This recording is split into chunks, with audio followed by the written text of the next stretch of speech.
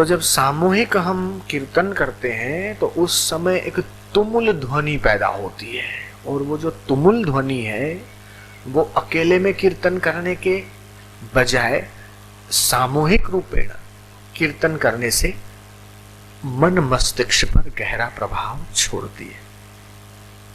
इसलिए गुरु नानक ने कहा, साध जना मिली हर जस गाइयो, कि संतों के साथ मिलकर हरि जस का गान करो। तो भगवत कथा, कथा, अब कथा का उल्टा कर दो तो क्या होगा? कथा का उल्टा कर दीजिए आप तो होगा थाक। गुजराती में थाक बोलते थकावट को। जिसको सुनने से, जिसका अवगाहन करने से, जिसका मनन करने से, चिंतन करने से, स्मरण करने से मनुष्य की थकावट मिट जाए, शरीर की, मन की, बुद्धि की, इंद्रियों की थकावट मिट के वो थकान रहित हो जाए, उसका नाम है कथा। हरि कथा ही कथा, बाकी सब जग की व्यथा। इस व्यथा से बचने के लिए कथा तो एक तालाब है। कैसे? जंगल में लगती है आग। हाथी क्या करते हैं पता है? वो हाथी जाकर उस जंगल में जो तालाब होता है उसमें जाके खड़े हो जाते हैं। अब बताओ आग क्या करेगी? है जी पाशम, हाथी तालाब में जाके खड़े हो जाएंगे तो जंगल की आग उन्हें क्या करेगी? कुछ नहीं, आग उनका कुछ नहीं बिगाड़ सकती। ठीक उसी प्रकार ये सत्संग रूपी तालाब है, संसार में लगे आग, और आप इस सत्संग में आ जाओ तो संसार की व्यथा, संसार का दुख आपका कुछ नहीं बिगाड़ सकता है। तो सत्संग एक औषध है, रामबाण दवा है, परलोक सुधारने की युक्ति है, और ईश्वर को प्रसन्न करने का, ईश्वर को प्रसन्न क्या, ईश्वर को अवतरित करने का। और भी ज्यादा कह दूं, ईश्वर को अपना बेटा बना देने का माध्यम है। बोले ये कैसे? कि भगवान राम जी दशरथ जी के बेटे थे कि नहीं? दुनिया जानती थे। और जो दशरथ जी थे वो वशिष्ठ जी के शिष्य थे और उनका सत्संग सुनते थे। 3 रानियां तो थी, पुत्र नहीं हो रहा था, पुत्र प्राप्ति हेतु परेशान थे। गए वशिष्ठ जी के पास, गुरुदेव संतान सुख से वंचित हूं। और वशिष्ठ जी ने दशरथ जी को वो मार्ग बताया, वो रास्ता बताया, वो युक्ति बताई कि साधारण संतान नहीं, स्वयं परात्पर ब्रह्म, राम ब्रह्म परमार्थ रूपा वो स्वयं ईश्वर, वो त्रिलोकी नाथ, वो स्वयं भगवान दशरथ राजा के बालक बनकर अवतरित हुए। ये दुनिया जानती है। तो सत्संग तो भगवान को बेटा बनाने की भी युक्ति बता सकता है, क्या नहीं कर सकता है? सत्संगति मुद मंगल मूला, कि ये सारे मंगलों का मूल है। आपके मन में अशांति हो तो भी सत्संग में जाइए, आपके परिवार में कलह हो तो भी सत्संग में जाइए, आपके शरीर में कोई पीड़ा हो, व्याधि हो तो भी सत्संग में जाइए, आपकी बुद्धि स्थूल हो तो भी सत्संग में जाइए, आपका मन चंचल हो तो भी सत्संग में जाइए, जीवन जीने का ढंग सीखना हो तो भी सत्संग में जाइए, लक्ष्मी प्राप्त करना हो तो भी सत्संग में जाइए। बोले कैसे? कि सत्संग में सिर्फ कल्याण की ही बातें नहीं, शारीरिक फायदा, मानसिक फायदा, बौद्धिक फायदा, पारिवारिक फायदा, आर्थिक फायदा, इस लोक का फायदा और परलोक का फायदा कैसे मिले, ये बातें भी सत्संग में मिलती है। इसलिए तो कहा ना, सत्य संगति मुद्द मंगल मूला। तो तमाम प्रकार के जितने भी मंगल हुए या हो रहे हैं या होंगे, उन सब का मूल सत्संग है। सुखदेव जी सत्संग करते हैं तो परीक्षित सुन रहे हैं और राजा लोग सुन रहे हैं। पता चला स्वर्ग के देवताओं को दौड़े दौड़े आए,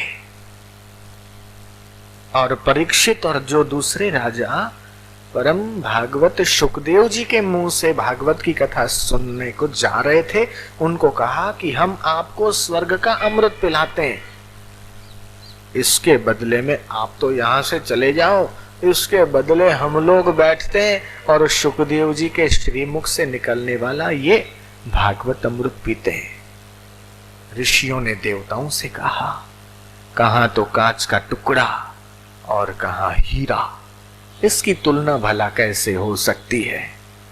स्वर्ग का अमृत पीने के बाद तो व्यक्ति हो सकता है कि पुण्य नष्ट हो और क्षीणे पुण्य मृत्यु लोकम विशंति। स्वर्ग तो एक होटल या रेस्टोरेंट जैसा है, और क्या है।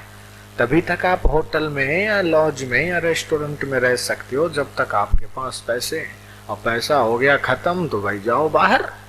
उसी प्रकार पुण्य खर्च हो गया, खत्म हो गया, तो फिर मृत्यु लोक में धकेल दिए जाते हैं, और फिर यहाँ दान करो, पुण्य करो, सत्कर्म करो, संत दर्शन करो, और भी जो पुण्य प्राप्ति के जो साधन है, माता पिता की सेवा, गौ सेवा, तुलसी पूजन, सूर्य को अर्घ आदि जो भी श्रेष्ठ और पवित्र कर्म बताए गए हैं पुण्य प्राप्ति के, वो सारे करे, और पुण्य इकट्ठे हुए तो फिर गए स्वर्ग में, फिर खर्च कर दिया, फिर आए इधर मृत्यु लोक में। लेकिन हम सिर्फ ये नहीं चाहते कि आप पुण्य इकट्ठा करके, पुण्य प्राप्ति करके आप स्वर्ग में ही जाओ। हम तो ये चाहते हैं कि आप तो पुण्य और पाप दोनों से ऊपर जो सत्य वस्तु परमात्मा है, उसका इसी जन्म में अनुभव करने में सफल हो जाओ। पाप पुण्यम जहाती, कि पुण्य और पाप दोनों को वो लांघ जाता है, तो वो एकमात्र सत्संग है। सत्संग सुनते सुनते पहला होता है श्रवण, पहले होता है सुनना, सुनने के बाद जो सुना हुआ है उसका होता है मनन। अगर मनन नहीं किया तो बार बार सुनो। जैसे गाय है, बकरी है, भैंस है, पहले तो चारा भूसा आखा आखा खा लेती है, और फिर बैठती है तो उसकी जुगाली करती है, मुंह चलाती है, जो खाया हुआ है उसको फिर से, गुजराती में बोले वागोड़े छे। ठीक उसी प्रकार पहले तो अखा अखा आप सुन लीजिए, फिर ये पुस्तक ले जाइए और कैसेट ले जाइए। आजकल तो इलेक्ट्रॉनिक मीडिया का जमाना, प्ले किया और सुन लिया, स्टॉप किया तो गुरुजी बोलते बंद हो गए। तो ये इलेक्ट्रॉनिक जो जमाना है, कैसेट का, सीडी का, वीसीडी का, घर बैठे सत्संग आप सुन सकते हैं, लेकिन उतना फायदा नहीं होता जितना रूबरू आमने सामने फायदा होता है। संत की नजर हमारे पे पड़े और हमारी नजर संत पे पड़े तो फायदा विशेष होता है। टीवी में आपको रसगुल्ले या गुलाब जामुन दिख रहे हैं, उन रसगुल्लों से, जिलेबी से या गुलाब जामुन से आपके मुंह में पानी तो आ सकता है, लेकिन उनको आप छू नहीं सकते और खा नहीं सकते। जयराम जी की बोलना पड़ेगा। ठीक उसी प्रकार वो सत्संग से आप सुन तो सकते हो, ठीक है, अच्छा है, लेकिन आमने सामने। अभी तो मैंने सुना है कि पूरे क्षेत्र के आसपास के जितने भी घर है वहां भी ये सत्संग कई लोग देख रहे हैं। अच्छी बात है, जो यहाँ पर पंडाल में नहीं आ सकते वो अपने अपने घरों में सत्संग का फायदा लें, लेकिन भगवान कृष्ण जी जो नियम बताया, जो विधि बताई, उस विधि के अनुसार श्रवण किया जाए तो फायदा अधिक होता है। भगवान कृष्ण ने कहा, तद विद्धि प्रणिपातेन परिप्रश्नेन सेवया उपदेक्षन्ति ते ज्ञानम ज्ञानिनः तत्वदर्शिनः, कि विधि सहित तद विद्धि प्रणिपातेन, प्रणिपात होकर, परिप्रश्नेन सेवया, उन महापुरुषों से मिलो और उनसे अपने मन में उत्पन्न होने वाली शंकाएं कि ये संसार क्या है, मैं क्या हूं, यह क्या है और जगत क्या है और इस संसार सागर से पार जाने की युक्ति क्या है, ऐसा पूछे, प्रश्न करे और वो महापुरुष उसका करुणा से ओत प्रोत हृदय से उत्तर देवे, तो उसमें भक्त का और शिष्य का कल्याण है, भला है। गुरु नानक ने कहा, सुनिए सत संतोख ज्ञासु, सुनिए 68 का स्नानु, सुनिए पड़ी पड़ी पावही मानु, सुनिए लागे सहज ध्यानु, नानक भगता सदा विगासु, सुनिए दुख पाप का नासु। जप जी में कहा कि पावन नाम के श्रवण से मानवता के मूल धर्म जो सत्य है, संतोष है, विवेक है, उसकी प्राप्ति होती है। और नाम के अध्ययन से प्राप्य सम्मान का आधार भी नाम श्रवण है। सहज में अंतर्मुखी लगन की संभावना भी प्रभु नाम श्रवण में है। अतः नाम की भक्ति करने वाला निरंतर बढ़ता है, फलता है, फूलता है और नाम श्रवण से सब प्रकार के कष्ट और पाप कट जाते हैं। इतनी नाम की महिमा है। मैं तत् कठिन कुअंक भाल के, अपने भाग्य में लिखे हुए जो कुअंक हैं वो भी नाम जप से दूर होते हैं। महापापादि आत्महत्या, ये ब्रह्म हत्या आदि पाप भी नाम स्मरण से दूर होते हैं। तो ये भगवान के नाम की बड़ी भारी महिमा है। अधिकम जपम अधिकम फलम, जितना अधिक जप होता है उतना अधिक फल होता है। मनुष्य का यह दुर्भाग्य है कि वो इधर उधर की अनर्गल बातें सुनने में और बोलने में अपना मनुष्य का अमूल्य जीवन और अमूल्य समय का बर्बाद कर देगा, लेकिन भगवान नाम जपने में, सुनने में वो समय नहीं देता। ये दुर्भाग्य है। इसलिए अपने पुण्य को बढ़ाने के लिए, अपना ये लोक और परलोक को सुधारने के लिए भगवान के मंगलमय नामों का कीर्तन करो। विष्णु सहस्त्र नाम में भगवान के 1000 नाम है। यहाँ पर स्टॉल पर एक पुस्तक मिले, नारायण स्तुति, तो वो जरूर ले जाएं। उसमें श्रीमद् भागवत में अलग अलग ब्रह्मा जी के द्वारा भगवान की स्तुति, नारद जी के द्वारा स्तुति, इस प्रकार भगवान की अलग अलग स्तुतियों का वर्णन है। वो पढ़ो कि भगवान कैसे हैं। भगवान को पाना हो तो पा सकते हैं, असंभव नहीं है। ऐसा मत सोचो कि हम तो भाई गृहस्थी के उसमें फंसे हुए, हम तो बाल बच्चे वाले, हम कैसे ईश्वर को पा सकते। अरे कई भक्त हो गए जो गृहस्थ थे, जिनके संतान थे, उन्होंने भी ईश्वर को पाया। तो आप नहीं पा सकते? अवश्य पा सकते हैं। तो भगवान को, ईश्वर को पाने की मन में जिज्ञासा, आशा पैदा होना चाहिए कि हम मनुष्य हैं और भगवान से हम संबंध जोड़ सकते हैं, हम इसी जन्म में भगवान को प्राप्त कर सकते हैं। ऐसी मन में आशा होनी चाहिए, ये विश्वास नहीं होना चाहिए। विश्वासो फलदायक है, जिस विश्वास फल देने वाला है। अपि चेद सुदुराचारो, भगवान बोलते हैं, पापी से पापी हो, महापापी से महापापी हो, दुराचारी से दुराचारी हो, लेकिन वो भी अगर एक बार ये संकल्प कर ले कि आज तक तो मैंने जो पाप किए सो किए, जो दोष हो गए सो हो गए, लेकिन आज के बाद मैं नहीं करूंगा, ऐसा दृढ़ व्रत ले ले। भजन्ते माम दृढ़ व्रताहा, भगवान का भजन दृढ़ता से करो। पार्वती ने भगवान शंकर को पाने के लिए कठोर तपस्या की। कहते हैं कि नारद जी उसकी श्रद्धा को, उसके विश्वास को, उसकी दृढ़ता को जांचने के लिए आए और भगवान शंकर के लिए ऐसा वैसा बोला कि अरे वो तो भूतों का अधिपति, अरे वो तो शमशान में रहने वाला, अरे वो तो वलकल पहनने वाला, अरे वो तो शमशान की राख लगाने वाला, ऐसा पति, वो तो निरंतर समाधि में रहने वाला, अरे उसको पाने की तू क्यों चेष्टा कर रही है, छोड़ दे, मुंचताम मुंचताम। भगवान शंकर भी रूप बदलकर उसको समझाने का प्रयत्न करने आए, लेकिन पार्वती ने कहा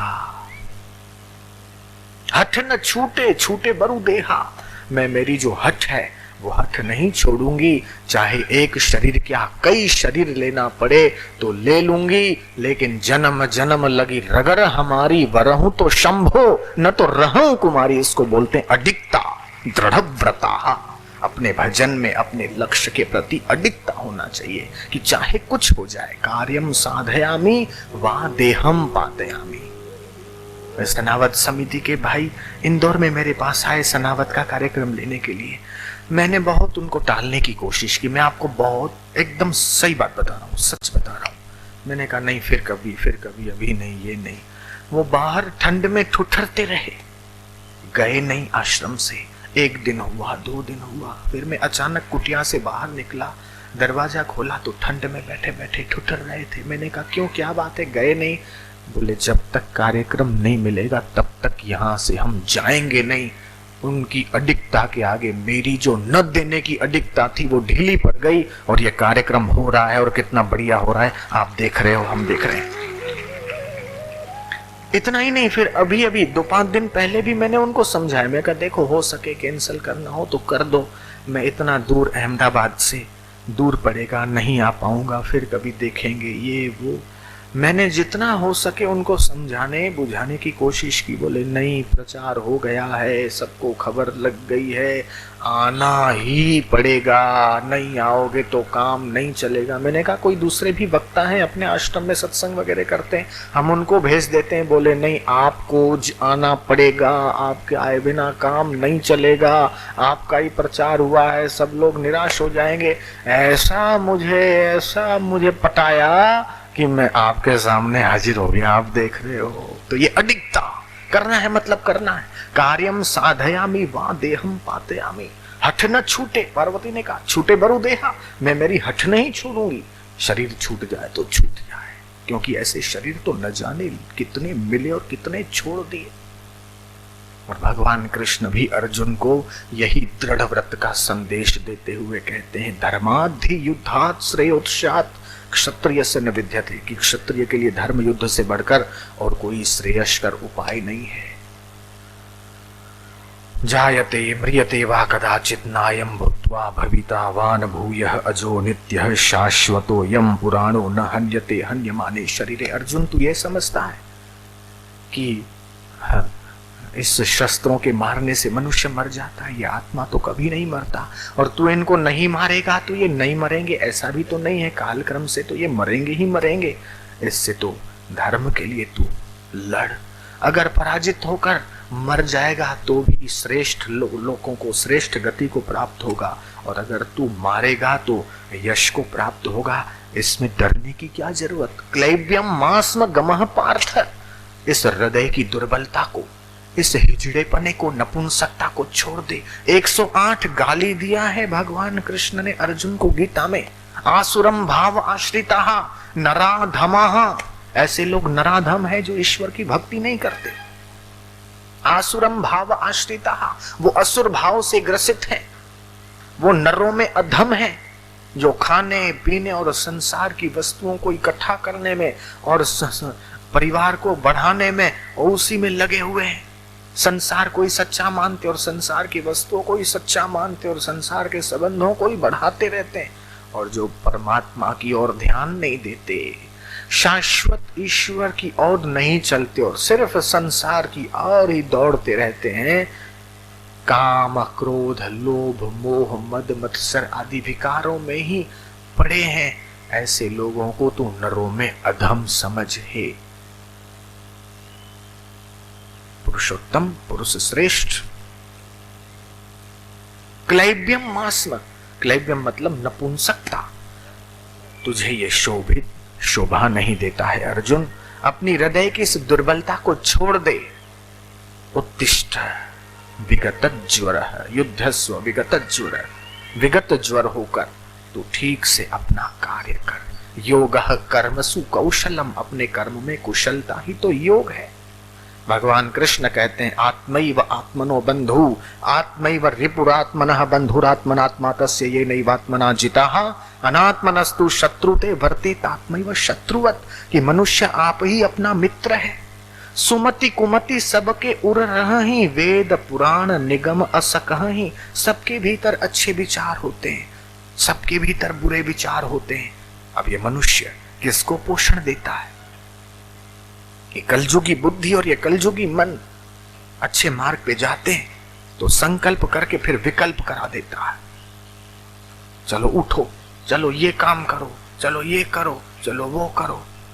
तो ये कलयुग में, कलयुग के यह दोष है बड़ा भारी कि श्रेष्ठ कार्य करने जाएंगे तो फिर ये बताएगा कि आज करे सो काल कर, काल कर सो परसों, अभी तो बहुत पड़े हैं बरसों, चलो फिर कल सुन लेंगे। लेकिन इस सत्संग में जो बात आई वो हो सकता है कल आए ना आए। सत्संग तो महासागर है, न जाने कौन सा मोती कौन सा रतन आ जाए। मृत्यु के समय भी सत्संग में सुना हुआ एक वचन अगर याद आ गया तो आपकी मुक्ति में किसी भी प्रकार की शंका को कोई स्थान नहीं है। एक वचन सत्संग का मृत्यु के समय याद आ जाए तो वो सुनोगे तब तो याद आएगा। महात्मा गांधी ने अपने जीवन में राम राम राम राम राम राम राम राम राम राम राम राम राम राम अभ्यास बना लिया। श्वासोश्वास में राम नाम की टेक। मृत्यु के समय भी राम निकला। वो करोड़ीमल सेठ था, जैसा नाम था वैसा ही धन भी था। सत्संग में गया नहीं, भगवत स्मरण किया नहीं और पड़ा मरने। मरा पिया कटे है। मारवाड़ी सेठ जो था मरा पिया कटे है, मरा पिया कटे है। और जो बेटे थे वो भी तो उसके जैसे मरा पिया कटे है। माँ ने कहा तेरे बाप ने इतना सारा कमाया और मरते वक्त पैसा मांग रहा है तो अरे छोरे तुम्हारा काला मुंह हुआ, तुम देते भी नहीं। और तिजोरी खोली और गड्डियां निकाली। उस समय तो 500 की गड्डियां नहीं थी, 100 की 50 की। उन्होंने 50 की 100 की गड्डियां निकाली, 10 20 25 50 हजार रखे। अरे मैं तो करोड़ों भेड़ा किया, मरा पिया कट्टे है, मरा पिया कट्टे है। मैं तो करोड़ों भेड़ा किया, मैंने तो करोड़ों इकट्ठे किए। इससे 25 हजार लाख 2 लाख से क्या होगा, लाओ। रखे और भी 25 5 हजार की तो 20 रुपए की गड्डी तो 10 रुपए की गड्डी तो 50 की गड्डी तो 100 की गड्डियां रखते गए। अरे मैं तो करोड़ों भेड़ा किया, अतरा से कहीं होगो और भी लाओ। चोरों ने किया, कहा, समझा कि अभी मेरा बाप जो है मृत्यु के शैया पे पड़ा है और जितना इसकी छाती पे रखेंगे सारा दान पुण्य करना पड़ेगा। जयराम जी की उन्होंने लगाई युक्ति। और बस्ती होती है ना अखबार, अखबार को उसी साइज का बना दिया, ऊपर 100 की गड्डी नीचे 100 की गड्डी, रबड़ चढ़ा दिया। है 200 रुपया, लगा 10,000। मरने वाले को क्या पता कि 10,000 है कि 200 रुपया है। और ऐसा थे 100 रुपए, लगे 5,000 की गड्डी, थे 200 रुपए, लगे 10,000 की गड्डी। और रबड़ बना के रखते गए उसी साइज का। हाँ हमारा पिया कट्टे, और भी लाओ और भी लाओ। गड्डियां समझ गए, वो पस्ती वाली गड्डियां, वो चढ़ाते गए चढ़ाते गए चढ़ाते गए। और इधर लग गया ढेर छाती पे करोड़ीमल सेठ को। अतरा पिया, अतरा पिया, अतरा पिया, पिया तो हटे रहा, वो मुआ गया। ये है हाल। दुकान पे कौन गया, मकान में उधर बिल्ली रसोड़े में दूध नहीं खा जाए, पी जाए। मरते समय बिल्ली याद आ रही है, मरते समय छोरा दुकान पे गया कि नहीं, ऑफिस में गया कि नहीं, ये याद आ रहा है। अरे सेठ, मरते समय ये छूटने और मिटने वाला दुकान का चिंतन मत करो, ये बिल्ली का और कुत्तों का और दूध का चिंतन मत करो। मरते समय भगवान का चिंतन करो तो भगवान का लोक मिलेगा, वरना दुर्गति हो जाएगी। इसलिए कहा, कर नसीबा वाले सत्संग 2 घड़ियां, 1 घड़ी नहीं 2 घड़ी कर। 1 घड़ी आधी घड़ी आधी में पुण्याद, तुलसी संगति साधु की कटे कोटि अपराध।